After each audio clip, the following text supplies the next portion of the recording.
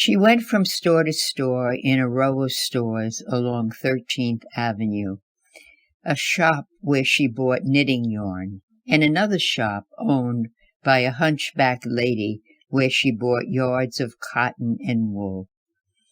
I tagged along, sucking on licorice.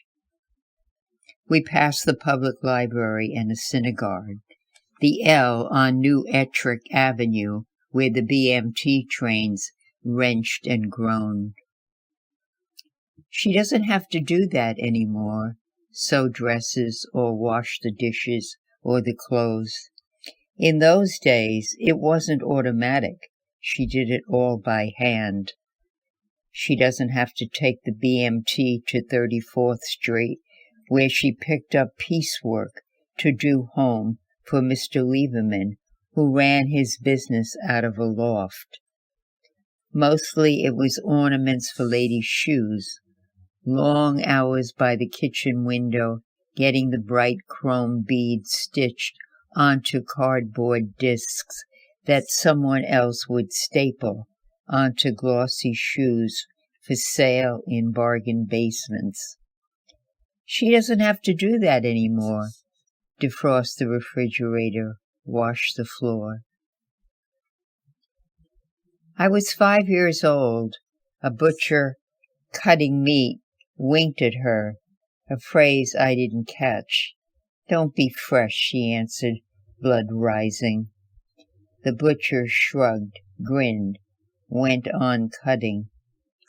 Looking back at the old snapshots, I'm still amazed how beautiful she was. The one in the bathing suit before she married, sitting on a rock, feet dangling in the water, loose hair down to her waist. And the wedding portrait, high cheekbones, her large, remarkable eyes. We buried her in the rain a week before Christmas. The library is still there, and the synagogue, and the 5 and 10 where I bought marbles and model planes. The teenagers wear leather and smoke pot. Cops cruise the neighborhood, 2 in a car. There used to be snarling posted, Hitler, Tojo, Mussolini.